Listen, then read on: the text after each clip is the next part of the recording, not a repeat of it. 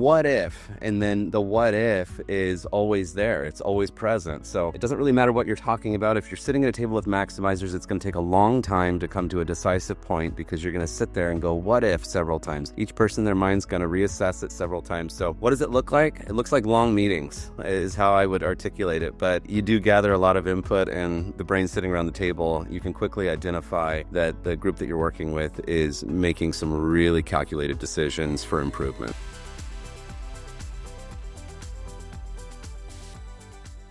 Hello, welcome back to Coach.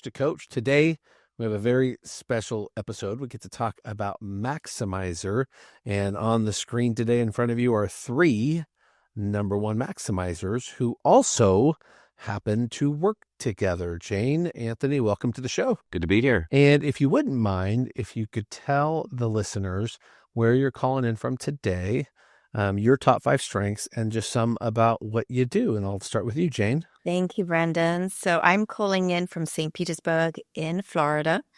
My top 5 are maximizer, strategic, futuristic, arranger, and connectedness. A little about me. I have a strong corporate pharmaceutical background, followed by the last 13 years leading the Churchill Leadership Group, global coaching organization. And I spend my time outside of work, traveling, eating a lot, and doing tons of yoga.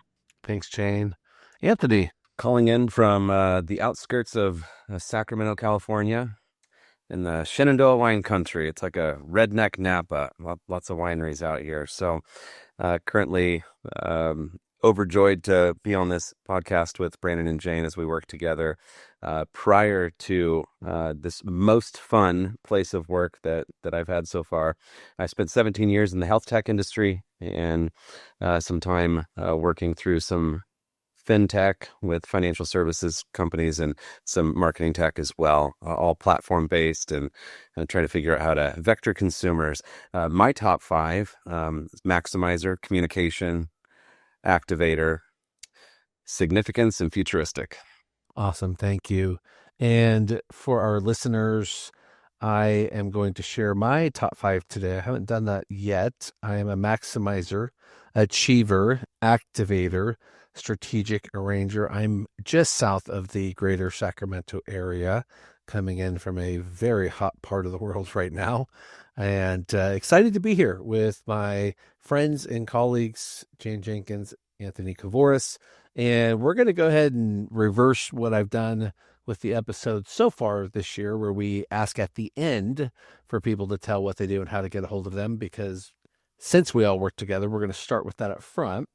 And then we're going to color it in, talking about what it's like working with fellow number 1 maximizers, what it's like, as we engage on mission and purpose and the work that we do. So I'm going to come back to you, Anthony, and if you want to just give the listeners a little bit more about what you're currently doing and how they may find you.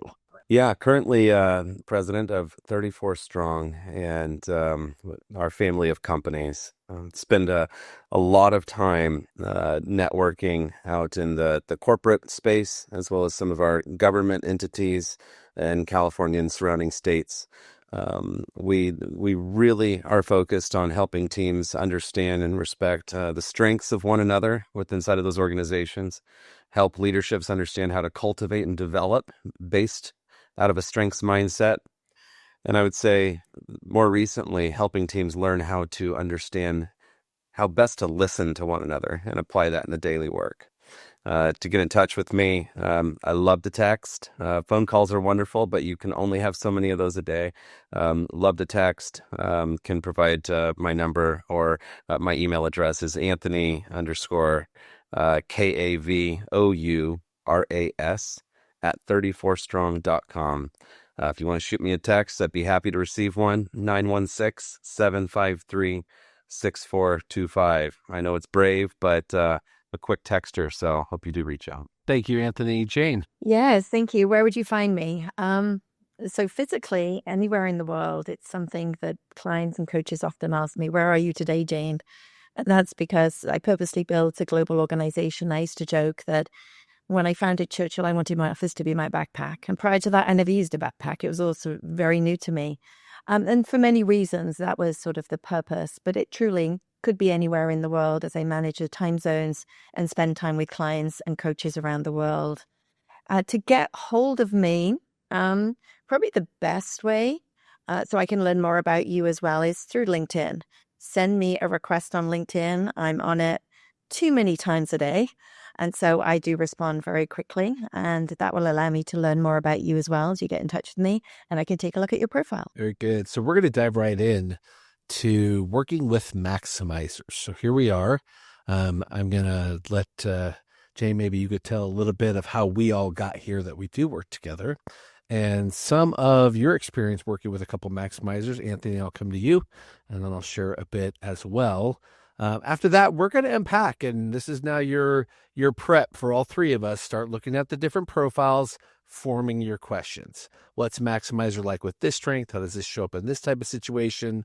We're gonna play with live ammo today, friends. We're gonna let us ask real questions, and let our listeners get to hear what it can be like when you work with others who share the same number one with you, but a very different 2, 3, 4, and 5. Some similarities, but very different in our lineup. The uniqueness remains. So, Jayne, if you want to give a little bit of how we got here and what it's like working with a couple maximizers. Oh, good question. I'll start with, I'm actually married to a number one maximizer as well, which, having been with my husband over 30 years, I was like, when we got his results, I was like, interesting. I didn't expect that. So the point is, it comes in all different shapes and sizes, depending on your combination. How did we get here? Well, Brandon and I have known each other for over 10 years. A lot of respect for each other in the work that we have done, a lot of putting our heads together to think through problems that each of us was sort of facing, and challenges and opportunities we were trying to figure out as CEOs of our organizations. And then started to do work together with clients. And then about a year ago, I think it was, right? And Brandon was like, I don't suppose one day, maybe in the future, sort of all the way around it, you would sell Churchill in the future. And I was like, yes. And that got us on a deeper journey in the last year. So now I'm proud to say that Churchill was acquired by 34 Strong back on March 17th of this year. I know, because after we signed the deal, I went out, and St. Pete is a very busy area. And on St. Paddy's Day, it was like busy through the roof. So it was a great time to celebrate. And we've been on that journey ever since. What's it like to work with maximizers? Like you're stretched and stretched and stretched. And sometimes we're stretching in different directions, and we have to use our other strengths to figure out, there's possibility everywhere, and we're all trying to sort of prioritize and grab it. But then also sometimes we have to get together and align on what is the most urgent, what is the most important ways that we can stretch ourselves and the organization. So very good experience. Good. Thank you. I appreciate the summary there. Anthony, what might you add on the journey to here, and what it's like for you working with a couple number one maximizers? Yeah, it's fun and very adventurous. How I got here, so most of my time has been spent in the large corporate space, focused on flows and funnels and graphs and charts. And for a long time, I desired to work in a field that had a bit more of a tangible product on the other side of completion.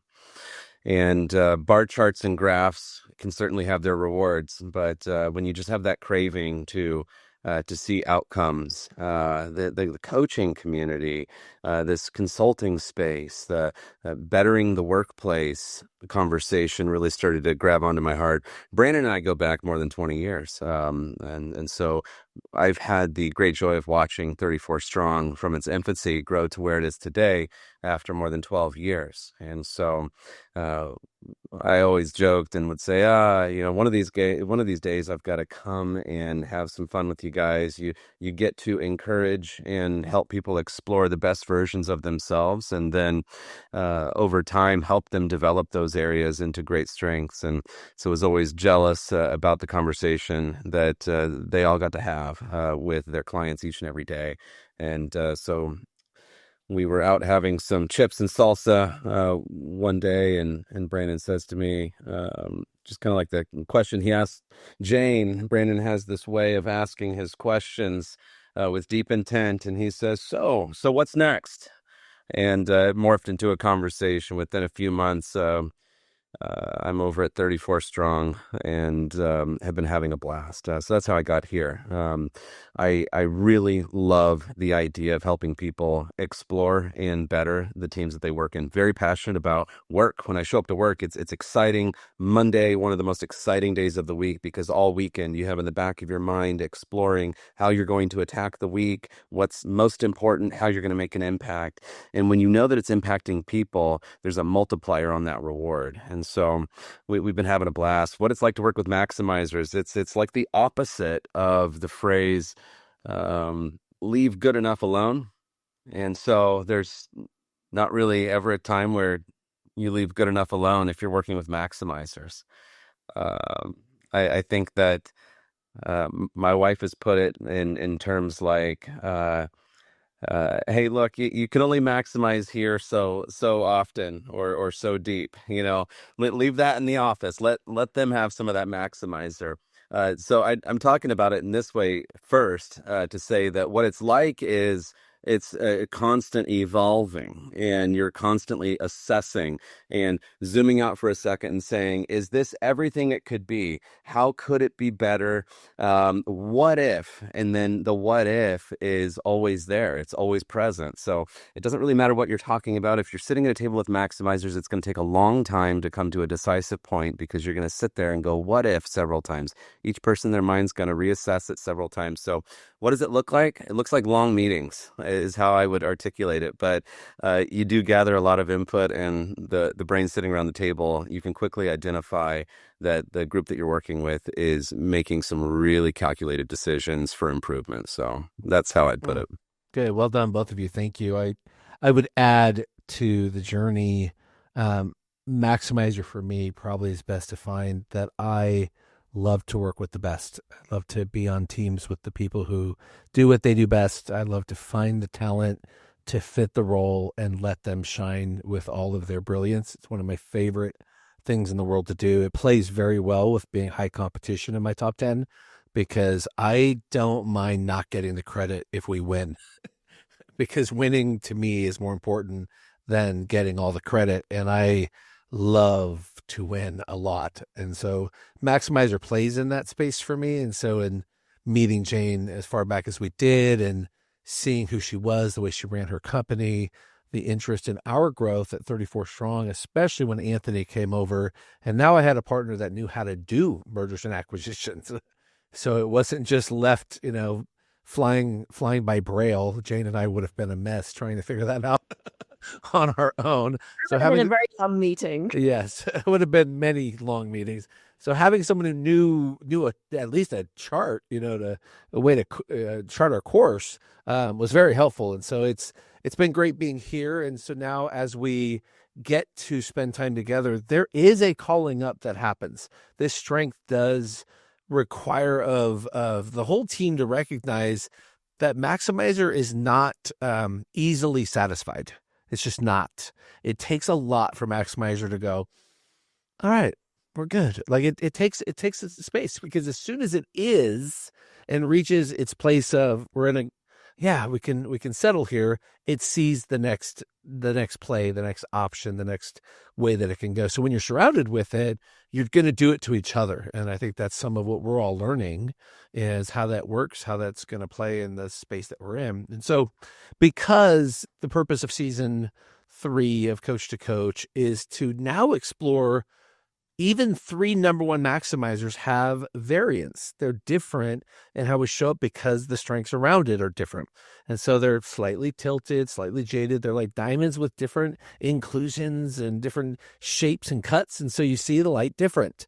And so we're going to do some of that exploring. And so, Jayne and Anthony, if you're looking at top 5s and getting curious, I will call out a few things. One, uniquely, Jayne and I share 3 in the top 5.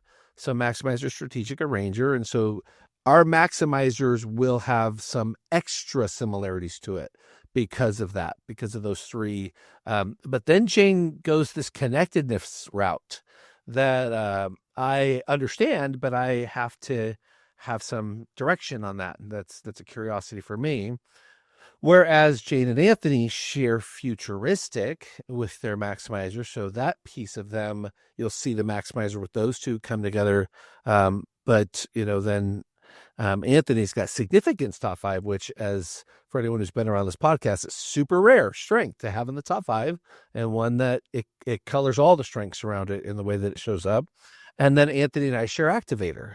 And so with that maximizer activator, also actually a very common pairing, it will affect. So there's our similarities, some differences, and we're just going to let that now start to breathe and give each other a chance to ask. And Jayne, Anthony, this is free flow now. So this is just, we can just each ask and hear and see where it takes us. So whoever wants to go first to start asking questions about strengths, let's do it. What if the people you coach could navigate their total health and performance with the same ease as using Google Maps? Our friends at Wellbeing at Work help organizations turn fragmented programs and frustrated employees into thriving, high-performing teams. Wellbeing at Work acts as a GPS to enable total health and peak performance, pinpointing where your people are now, where they want to go, and the best path to get there. With Wellbeing at Work, coaches become credentialed navigators with personalized insights, proven tools, and human-centered support. If you're a coach committed to performance and care, Wellbeing at Work is your path forward. Navigating at scale from burnout to breakthrough is now possible. Visit podcast.34strong.com to find a better way forward to empower a healthier, more energized workforce. Again, that's podcast.34strong.com, Wellbeing at Work. All right, I'll jump in.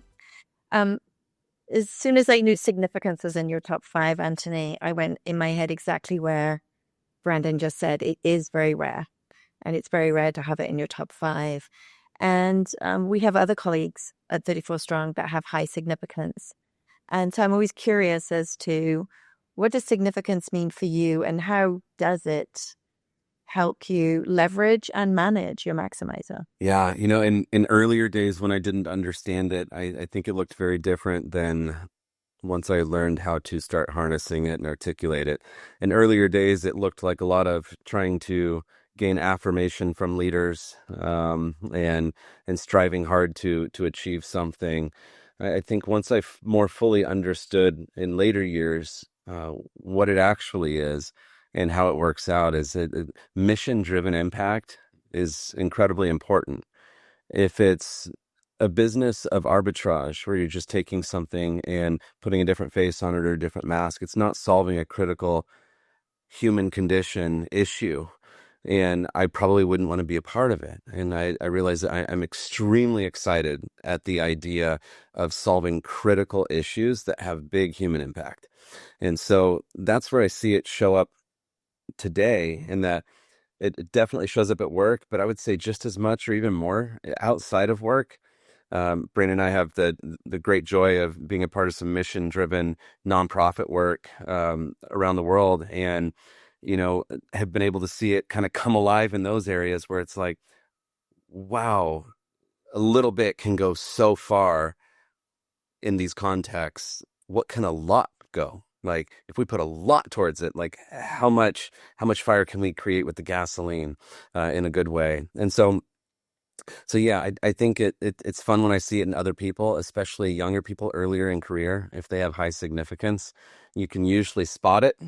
Sometimes it can be a little bit irritating, because it's almost like they're constantly striving, like, hey, I'm here. Like, let me be a part of it.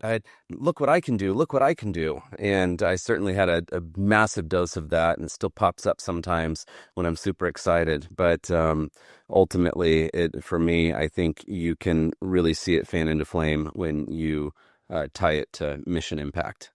Data loves data. Yeah, it's interesting you say that, because when I think of all my strengths, what torments me the most, it's a ranger and it's maximizer. For the reasons sort of we've touched on already, that it's almost you're never done with maximizer. So I've had to learn specific approaches, tactics to manage my maximizer for my benefit, and certainly for those around me. And data is one of them. So if we're looking to take something from good to great, if we put some data around what great looks like and we get there, it's almost like permission to stop. All right. At least permission to stop for the day, right? Or for the week. So I think data is one way that maybe we manage multiple strengths. Yeah, that's good. Jayne, I have a question for you around the maximizer futuristic piece. That's the combination that we share. And so I'm curious your take on something. Um, do you see it popping up as you're assessing how to maximize something, or you're assessing how something could improved, or vetting an idea? Do you see futuristic popping in, and if so, how does it help shape how you view through the lens of maximizer? Yeah, I like one of my go-to strategies is sort of like a triangle, visual triangle, a rule of three. The number three, three things are manageable for me, and I noticed over time that there are three strengths that work so well together for me. Or I won't say so well because that depends on how it shows up for other people, but just have there's just like they're glued together in this triangle. And the three are maximizer, futuristic, and strategic. And the way I describe it is maximizer is my uncontrollable talent of seeing what can be better, right? Where we can go from good to great, where we can be transformational. Not interested in where sort of the little bits of gain or the small problems, but where can we have that big effect? So it's an influencing talent, right? So it's not just about in my head, it's to see it and I want to say it to inspire others. But what kicks in really quickly is that internal thinking around what I can see of what great looks like, right? Not in numbers, but a vision. Like I can see it on a TV screen. I see that this can be better, and straight away it flashes up of what good can look like. But I also recognize that that's just my view of the world. And we all, 7 billion of us, look through a different lens at every situation, right? We all see the world differently. And I think strategic is almost like Gallup describes it as a runway at an airport. I can see these 3 runways almost simultaneously of ways to get there. And I've learned that, do I put those on the table? We could do this, or this. And through Simon Sinek's work around leaders eat last, I try really hard and it's hard. I sit on my hands to stop me, which is weird. Instead of putting it out there, just creating a conversation using maximizer as an influencing talent to inspire others around what's possible and how might we get there, right?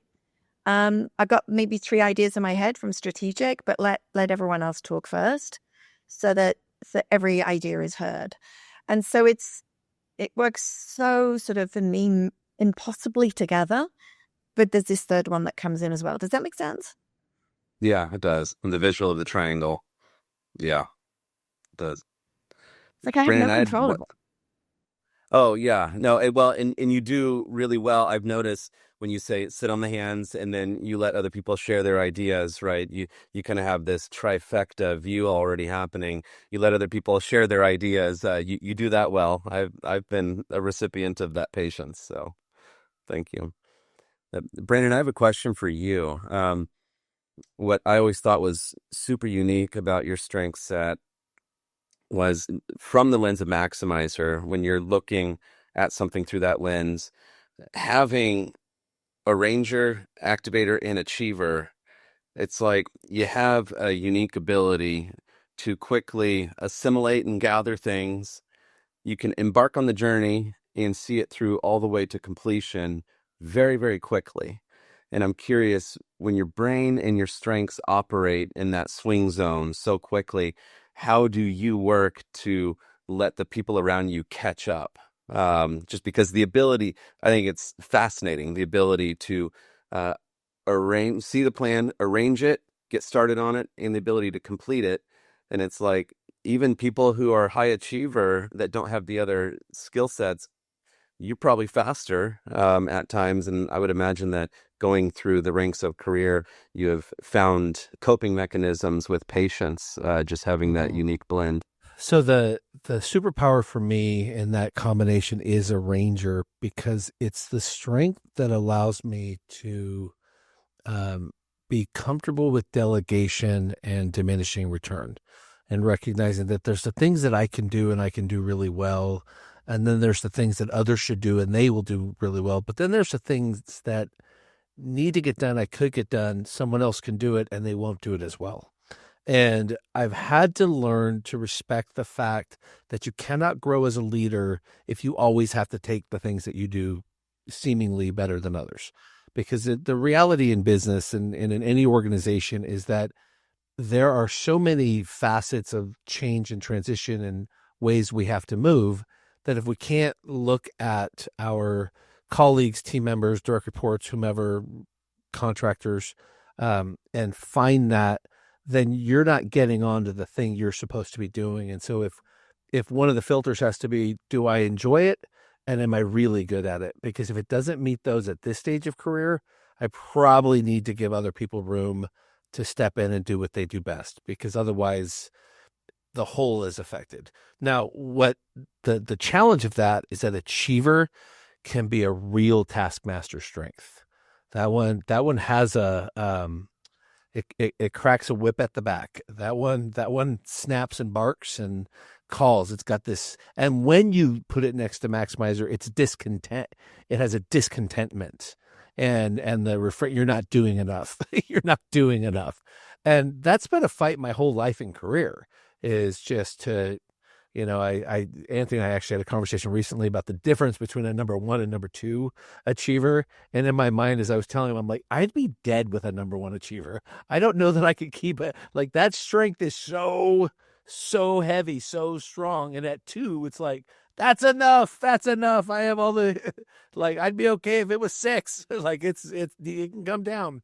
So that's the one that I think, interestingly, like, can move me to the point where I have to be reminded that not everyone shares the same work ethic, that everyone shares the same. They're not supposed to when they don't own it. They aren't going to have the same. They won't necessarily. It's not one for one. So that's been unique and a great question. I want to ask you both because, well, actually, let me come over to you, Anthony. I was curious about your significance, but then what makes your profile equally unique is 4 out of your 5 are in influencing. And that's really, really, really unique to have 4 or 5 in a domain that less than 15% of people are dominant in. So you would be considered a super dominant in your influencing domain, especially oriented around your top 5. And Maximizer leads your charge in this. And so from your own core development, your own growth as a leader, how does that connect into your ability to mark progress and then equally be able to gather that influence, use it for its purpose, and then still have room in life? Because it's a big force of energy. It takes a lot from us. So how that works with that maximizer and how you move past that call to more next, where do we go from here? Yeah, fun question. I think that influence gathers and gathers and gathers, and if you're not careful, you can gather too much and say yes to too much and not be effective at any of it, and then you just become a talking mouth for some really good ideas. And so I think one of the most critical things that I've had to learn is that focus is crucial. And I don't have focus in my top 5 or my top 10 or anything like that. I have to lean into other strengths to make sure that I'm keeping it narrow and making sure that I'm influencing toward an end goal in mind. I also don't have achiever, so it's like having so much orange, making sure that you are super focused. But I would say the thing that's even more important than that is who I surround myself with. If I don't surround myself with some heavy purple, heavy blue, I can't produce really anything. I can just talk about some great ideas and gather some folks around those ideas, and so it's just the partnership in people has given me the ability to no longer be in earlier years. It's like, man, I really want to strive to get better at this or achieve some of these things, or morph even into some of these persona types that can get things done a certain way or view things a certain way. And understanding strengths over the last 10 years has really enabled me to sit back and be okay with who I am and how I operate day to day, And it just caused me to look around and go, okay, I've got some spots to fill at the table, and that's going to be incredibly important. And I was on a call yesterday, just to this point, where I'm probably waxing eloquence, and someone anyways to me and got us back on track. And it was kind of like, hey, okay, so look, anyways, we're actually on a path here, and let's get back on track. And so it wasn't the moment that I needed to influence. It wasn't the moment for influence to enter the conversation. It was probably focus and achieve moment, and this was a number one achiever with a number three focus, and I needed that. I didn't need to start influencing, and so there are those good moments that happen that I think some could find it offensive, but it's one of the joy of understanding strengths and living in this kind of culture and this lifestyle is you can look at it and go, oh, that's funny. I chuckled to myself, hit the mute button pretty quick, and sent a text and just said, so glad you're here.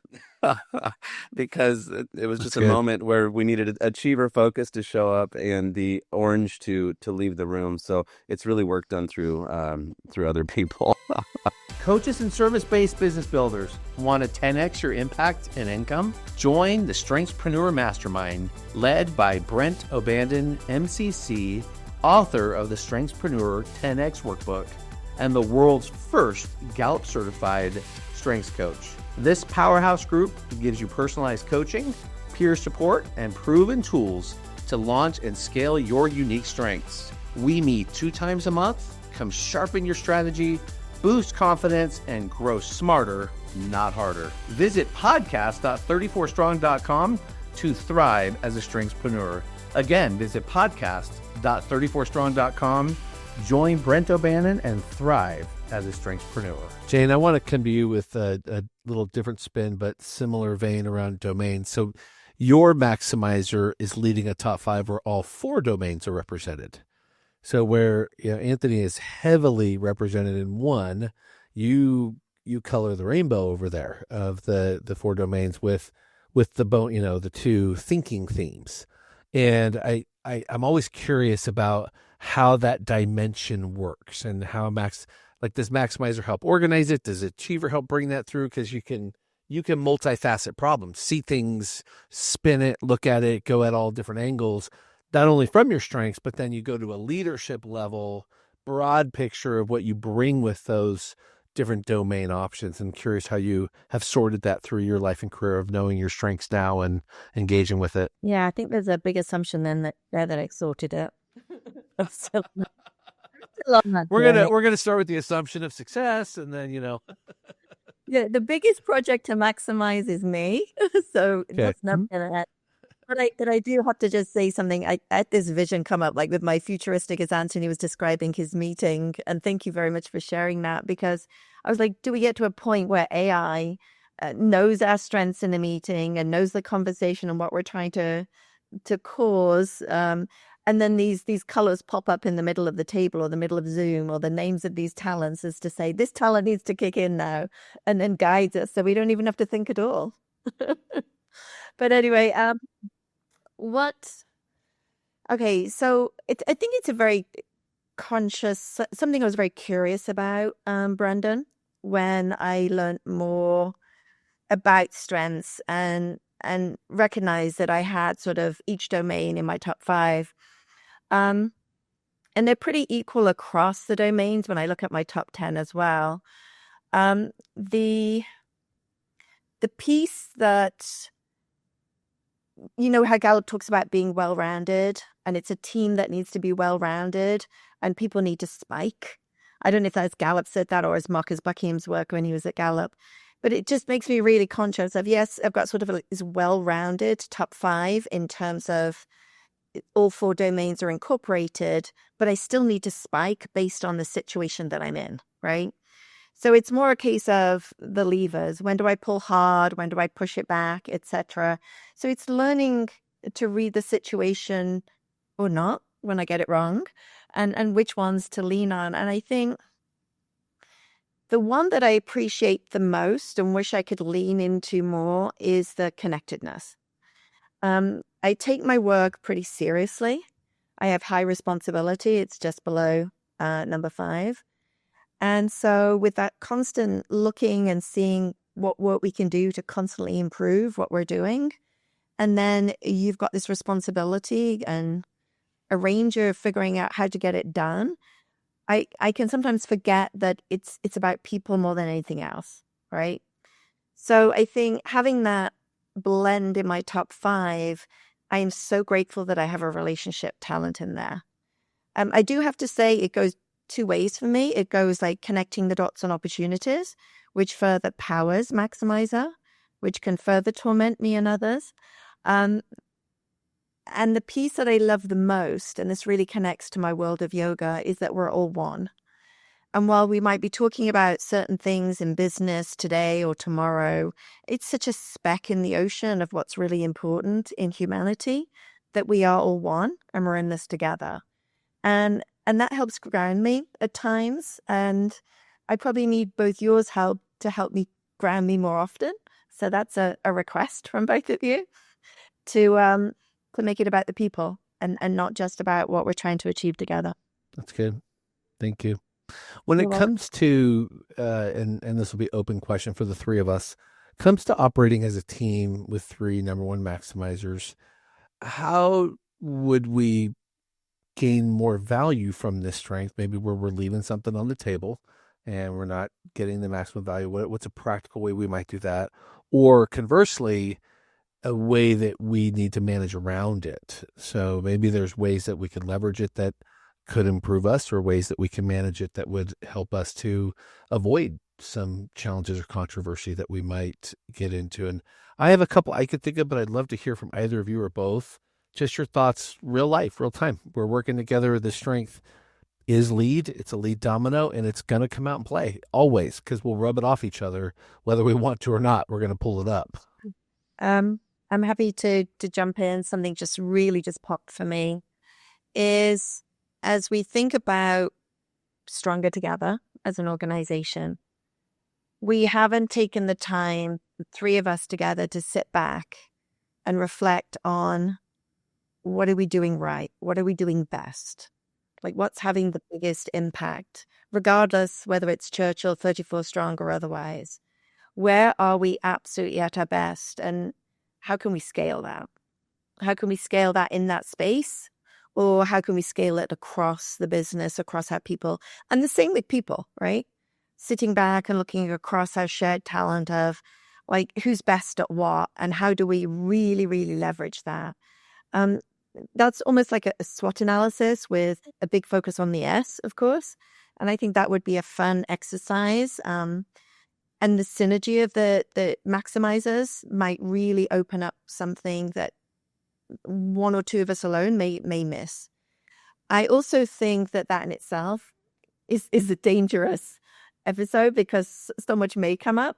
And so I'm reminded of something that helped me manage maximizer many years ago by one of my corporate bosses. And he's like, 80% is good enough here, Jayne. Right? And it just became, I'm big on concepts that I can use time and time again. I've got high diligence in my top 10, and it's really important for me not to torment myself and others, to say in this situation 80% is good enough. It's okay to let go. So I'd say, like, that could be one of multiple ways we could manage it. I would say prioritization is probably something that doesn't come easy to a table of maximizers. Everything becomes so important, once you see a path to improve something, or and it doesn't have to be something, it could be someone also. Maximizers love to lead teams and show them the path to improving their work, or what they can provide to the organization. And so I think prioritization, pacing, is something that I'm constantly thinking about and looking at, and just going, are all of these able to be stack ranked on a list, right? Sometimes it feels like, when you have a lot of maximizers talking about ideas, it feels like everything is more circular, and it's hard to get everything listed, stack ranked. So prioritization seems to be an area of opportunity for growth, for me individually, and I think just all of us that work together that are maximizer number ones. I'm going to build on that. I have found, being a part of any team of maximizer, we don't have long energy to solve big problems necessarily. We like to build on what's already working and make it freaking awesome. But you start getting into the weeds of the shit that's hard, and nobody wants to spend a lot of time there because it's like, oh, this is a drag. And yet there are times where there's big stuff, having sat in meetings where it's, okay, where's the biggest gap? Where's the hole in the boat? And you just feel the energy. And yet I think that's something that a maximizer-led unit has to go, wait a minute. We're letting this dictate that. How do we get back over? And that, of course, comes with the need for the team members that we engage with, but also just our own awareness to, okay, yeah, but what has to give to fix the things that need to be fixed? And that's an important, I think, caveat to any team of maximizers, certainly in our own experience in first 6 months here, is just, okay, if we don't tackle them, they don't go away. They have this funny habit of sticking around. And what I can say now, having offered that to people listening to us, not knowing the specifics, is, and we're taking steps to import talent to support that. We're taking steps to bring in objectivity to tell us, no, you really have a problem. No, you really have to solve that. You really got to solve for X before we go to Y. Like, we got to get over here. And so that's an important thing that I'm understanding in this paradigm, and that we're operating from. That's when we yell, bring in the green, bring in the green. Where's the data? This is a big one. Yeah, seriously. So we're getting right at the 40-minute mark, and we're going to wrap up here soon. But I want to give you both just a chance to, as you're giving our listeners some cool takeaways around what they heard today about the strength of Maximizer, I want each of us to take one quick turn of, how do you maximize Maximizer? So how do you maximize it? How do you help take it to a place where it really is functioning at its top 10 out of 10? It's staying there more. It's not running hot. It's running efficient and effective. And just some ideas from your own learnings, your own journeys of how we might give our listeners some takeaways on that. I was just thinking out loud, so please, Anthony, let me need more time to think. Okay, yeah.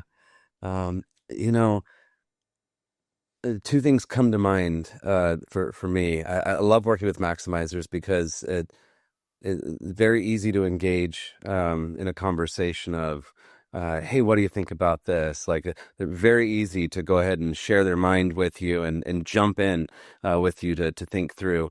The most crucial thing, I think, in developing a maximizer is helping them understand how to see it through a positive lens when they're doing it. Like, delivery is so important, and depending on what their other strengths set is, it could come out a whole myriad of ways, but helping them understand how to develop the view that they have when they're doing their maximizer thing and developing teams, people, products, whatever it is, that they know how to articulate it in a way that is developmental in people. It comes from a place of excitement. It comes from a place of appreciation. And I think sometimes maximizer can be perceived in a different way, where it comes from a place of, oh, it's not good enough, or I'm not good enough, or some of those things that run through all of our heads when we're encountering a situation of being maximized. But if we can harness high maximizers to take an angled approach of saying, I have such a high appreciation for the value that you as an individual provide, or your capability set, or the progress that you've already made, or what you have done that we can now build on top of. And you connect it to that positive mindset, which starts in the private, quiet moments in your head, and not practicing it on people, but starts in your head. I think that you really start to gain the team appreciation behind you, and people will start to harness it. And once maximizers managers see that it's being put to use, that it's unstoppable. They'll keep doing it over and over again because they see the reward. I also think it's helpful to have a maximizer take a look behind and say, look all the times that it worked, and start to decipher the times when we maximize and it's fruitful and the times that it's not. We don't always win. Some of these ideas don't pan out, or the delivery was not executed well, or it was delivered out of frustration, or the thought came from a moment of frustration of something not being good enough, and we're coming in to fix it rather than develop and improve it. So just two thoughts. Oh, that so resonates. And something you said earlier around prioritization, although sometimes it's hard not to or not try to, I think we have to recognize that we can't maximize everywhere.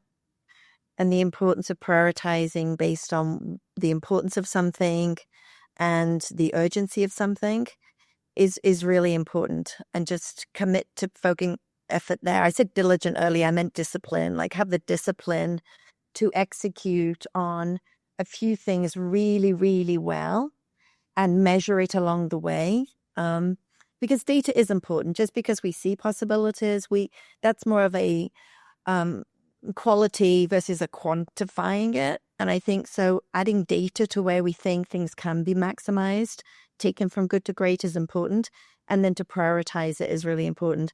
You also spoke to something that made me think of a story from years ago, and that is how we can raise people up, right? Very long story short, I had someone in my team in my very early days as a manager, and she messed up on something small. Like, it was relatively small, but she was devastated and crying, and everyone in the room was focused on that small thing and sort of piling on to why she felt so bad. And all I could see was how amazing she was and her potential, and what she did right in that situation could be done here and here and here. And I think when you talk to people, reinforcing what you've just said, Anthony, about what's going right, and not assuming we know where they can do more of it, but just asking the right questions around, okay, that worked really well. Why did it work well? Where else can we use that? Where else can we sort of scale that in the areas that we've set are a priority? And so I think raising people up is a really important part of Maximizer that I think all of us have an opportunity to do more of. That's great. Thank you both. Listeners, we are so appreciative that you've reached the time of our conclusion here. And if you found value from today's episode, either for yourself, a maximizer in your life, or another person who's wanting to develop their strengths or the strengths of their team, please pass this along to them, and we'd be delighted that you gave them that opportunity to learn with us.